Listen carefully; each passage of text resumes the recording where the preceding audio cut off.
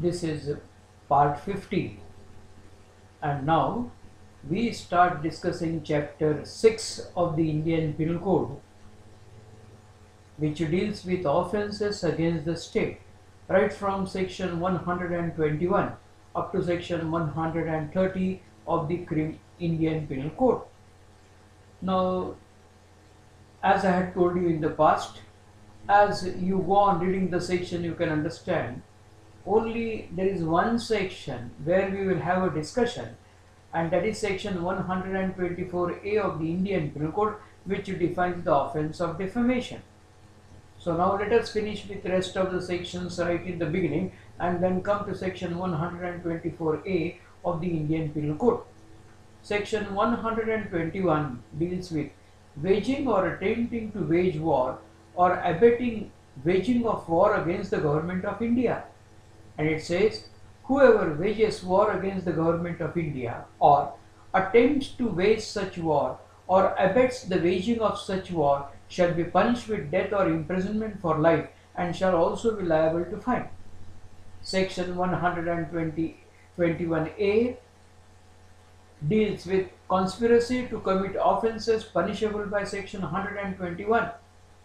And it says, whoever within or without India conspires to commit any of the offences punishable by section 121 or conspires to overawe by means of criminal force or show of criminal force the central government or any state government shall be punished with imprisonment for life or with imprisonment of either description, which may extend to 10 years and shall also be liable to fine.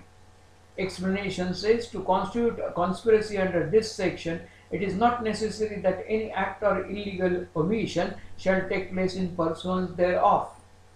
Section 122, collecting arms, etc. with intention of waging war against the government of India. And it says, whoever collects men, arms or ammunition or otherwise prepares to wage war with the intention of either waging or being prepared to wage war against the government of India shall be punished with imprisonment for life or imprisonment of either description for term not exceeding 10 years and shall also be liable to fine. Section 123, concealing with intent to facilitate design to wage war. And it says, whoever by any act or by any illegal omission conceals the existence of a design to wage war against the government of India, intending by such concealment to facilitate or knowing it to be likely that such concealing will facilitate the waging of such war, shall be punished with imprisonment of either description for term which may extend to 10 years and shall also be liable to fine. Section 124, assaulting president, governor, etc. with intent to compel or restrain the exercise of any lawful power.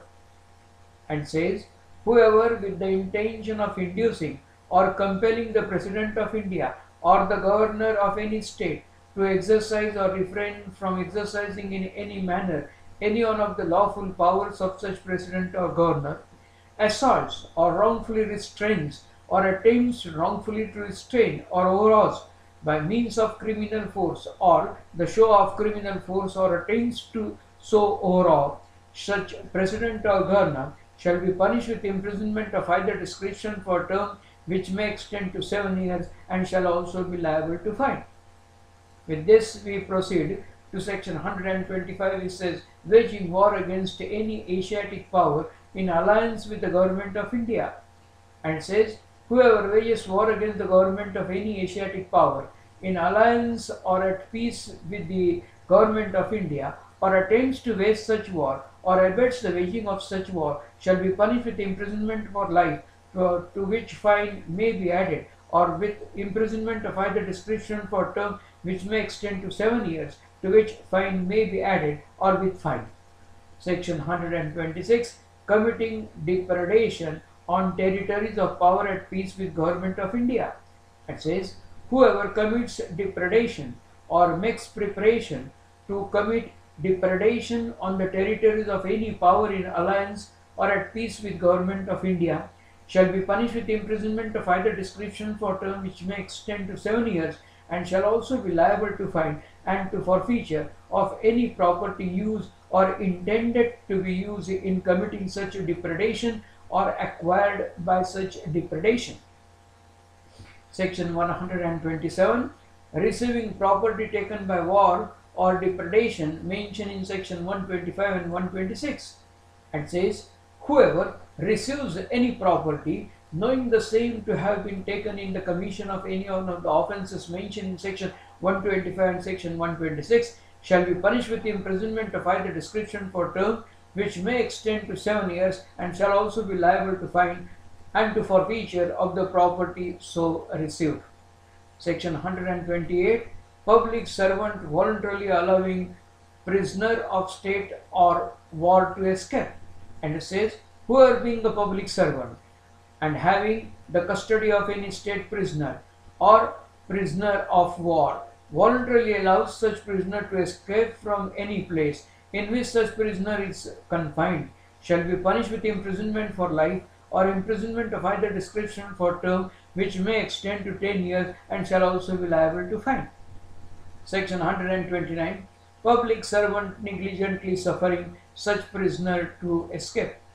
Whoever, being a public servant and having the custody of any state prisoner or prisoner of war, negligently suffers such prisoner to escape from any place of confinement in which such prisoner is confined, shall be punished with simple imprisonment for term which may extend to 3 years, and shall also be liable to fine.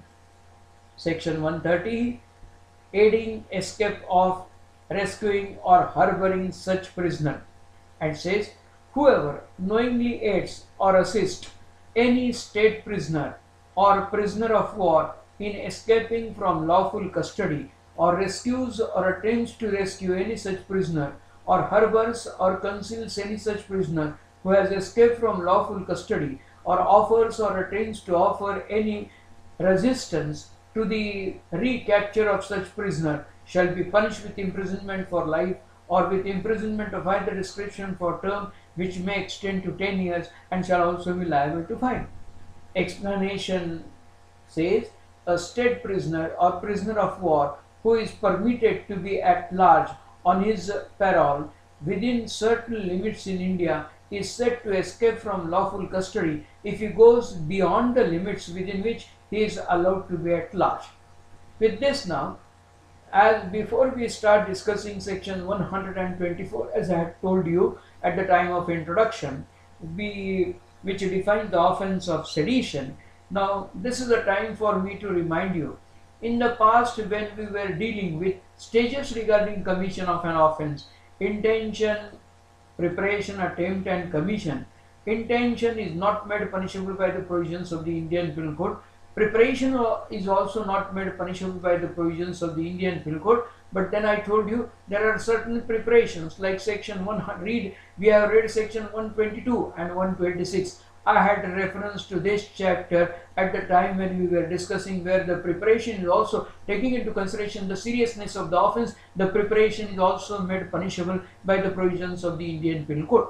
Similarly, when we were dealing with different kinds of punishment, and when I had drawn your attention to forfeiture, we dealt with what? Death, life imprisonment, imprisonment which may be rigorous or simple, fine, forfeiture and solitary confinement. So when we were dealing with forfeiture, there, I mean, if you read section 126 and section 127, these are the sections where there is a provision of forfeiture. So in the past I had reference to this chapter also at the time, and then I told you we shall be dealing with that. So these are the sections. With this now, we start discussing section 124A of the Indian Penal Code, which defines the offense of sedition. This offense can be committed, as you start reading, whoever by words, either spoken or written, or by signs or by visible representation or otherwise. So this offense can be committed by any one of the ways, by the words either spoken or the words which are written, or by signs or by visible representations. So you draw a cartoon, you draw a picture, that is by signs, or by visible representation, that is, it is because of the visible representation that you can commit the offense as defined. You make gestures in such a manner so that you make your intention very clear. So it says, whoever by words either spoken or written. So the words can be spoken or written, or there can be signs or by visible representation. What he does now, brings or attempts to bring into hatred or contempt. So by the words which are spoken, by the words which are written, by the signs or visible representation, such a person brings or attempts to bring into hatred or contempt, or excites or attempts to excite disaffection towards the government established by law in India, shall be punished with imprisonment for life, to which fine may be added, or with imprisonment which may extend to 3 years, or to which fine may be added, or with fine. Now, as you go on reading the explanation, it says, the expression disaffection includes disloyalty and all feelings of enmity. Explanation 2 says, comments expressing disapprobation of the measures of the government with a view to obtain their alteration by lawful means without exciting or attempting to excite hatred, contempt or disaffection do not constitute an offence under this section. And the last explanation, explanation 3 says, comments expressing disapprobation of the administrative or other action of the government without exciting or attempting to excite hatred, attempt or disaffection do not constitute an offence under this section. Now this is a time for me to start as usual with the illustration. If somebody at the time of the election campaign says that this government is a useless government, this government is a corrupt government, this government has no foreign policy as such. Now if he utters these words, what will be the impact? Now if he brings or attempts to bring into hatred or contempt, so brings means he is successful, or attempts to brings, the one who listens to it may say government is good, one who is speaking is not good person, he doesn't know anything, just possible.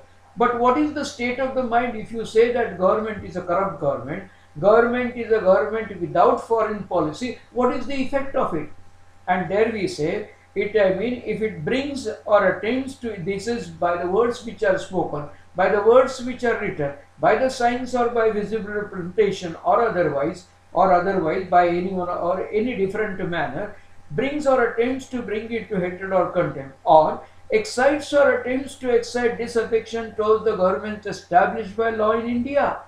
Now mind well, this is an offence against the government and not with respect to a particular party. Any party in democracy can be in power, but this is an offence and hence it is a continuing offence. It's not that you criticize when some party is in power, certainly not, because government has nothing to do with the power. This will continue forever. This is a continuing. And hence now, if there is because of the words that are spoken, the words which are written, because of the signs, visible representation or otherwise, if he brings or attempts to bring into hatred or contempt, or excites or attempts to excite disaffection, and what is disaffection? Includes disloyalty and all feeling of enmity, then that amounts to the offence as defined by section 124A of the Indian Penal Code. Now, have you ever come across a case where those who are in the opposition party, they criticize the policy or criticize everything as far as government is concerned, but any one of the leaders of the opposition has been accused of, as far as section 124A of the Indian Penal Code is concerned, within the territory of India? And the answer is in the negative, for the simple reason that Constitution, Indian Penal Code was enacted in the year 1860, and then during those days when Lokmanya Bal Gangadhar Tilak uttered only one sentence, namely Swarajya, independence is my birthright, he was accused, charged and convicted for the offence of sedition when we had no independence.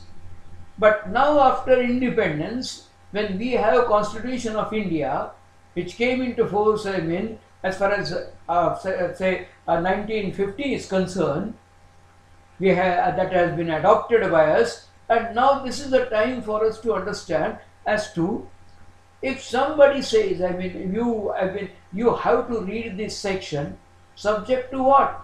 Subject to freedom which is guaranteed, fundamental right, and that is right, fundamental right guaranteed by Article 19, 1 small a of the Constitution of India, which deals with what?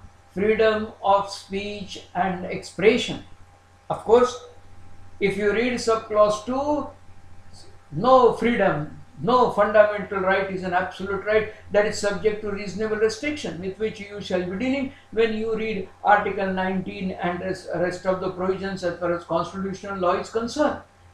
Now, this is the time for me to draw your attention that, well, till from 1860 up to the time when we started having Constitution of India, or after the adoption of the Constitution of India, when we had fundamental rights, it was till that time it was all right, that was an offense. But then from 1950 onwards, as we had fundamental right of freedom of speech and expression guaranteed by Article 19, 1 small a of the Constitution of India, there was a conflict. Now, as a student learning constitutional law or law in general must know, if you have any law which takes away your fundamental right, which abridges your fundamental right, which curtails your fundamental right, then by all means, or you have an amendment because of which the fundamental right is curtailed, abridged or taken away, you can go and challenge the constitutional validity as far as that particular provision of the law is concerned. So now here is a conflict. If somebody says government is a corrupt government, as per section 124A of the Indian Penal Code, that amounts to the offence of sedition.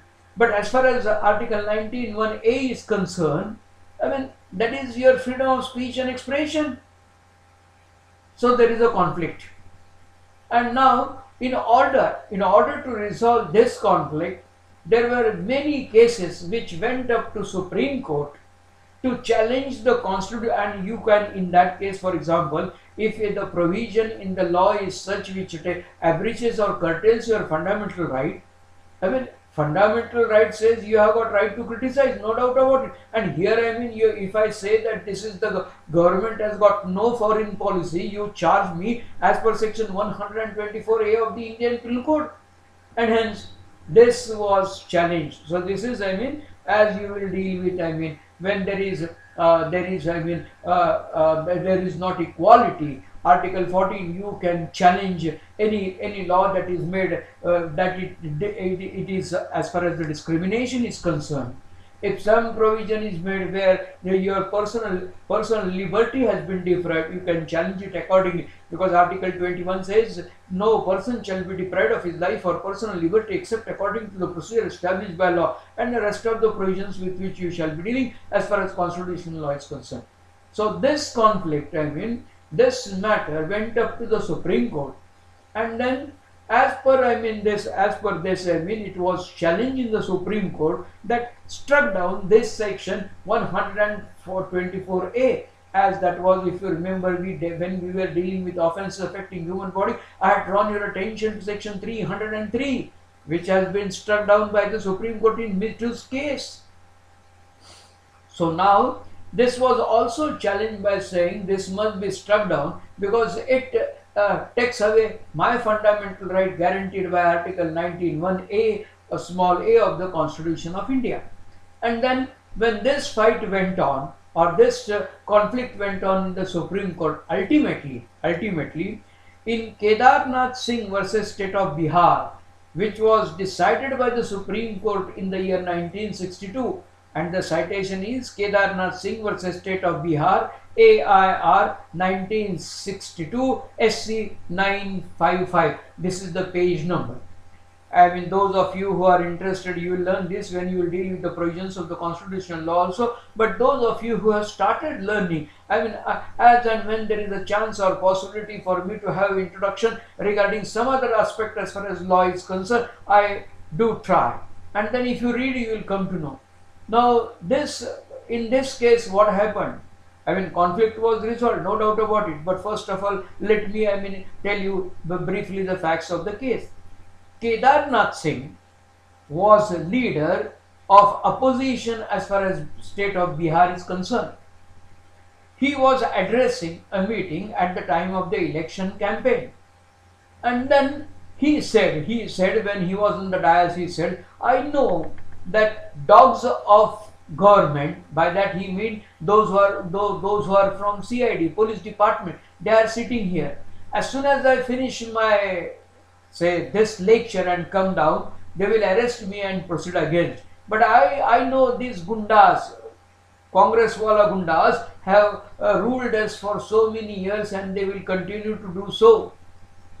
Now, when he finished and got down from the dais, yes, he was arrested by the police on the charge of what? He was accused of sedition as defined by section 124, and this matter went up to Supreme Court. And then Supreme Court resolved the conflict between section 124A of the Indian Penal Code and Article 19(1) subclause A, small a of the Constitution of India, by saying that, well, in a case where the words which are spoken, the words which are written, or signs, or visible representation or otherwise, if the result of it leads to public disorder or violence, then only that will constitute liability for the offense of sedition. If you merely say something without, leading to public disorder or violence, so if you say, well, the government is such a government that they are not going to, leave the chair unless you attack, and you instigate or you want everybody to attack the government, this is exactly leading to public disorder or violence. Otherwise, when there is no question of, public order, then naturally it will not constitute liability as per section 124. Generally, I tell you, by reading the section, by reading the illustrations, you can understand the law, no doubt about it. But at times when this is, what is the importance of Kedarnath Singh versus State of Bihar, which was decided by the Supreme Court in the year 1961, because of article, I had drawn your attention in the past to article 141 of the Constitution of India, which says, law declared by the Supreme Court is binding on all courts which are within the territory of India.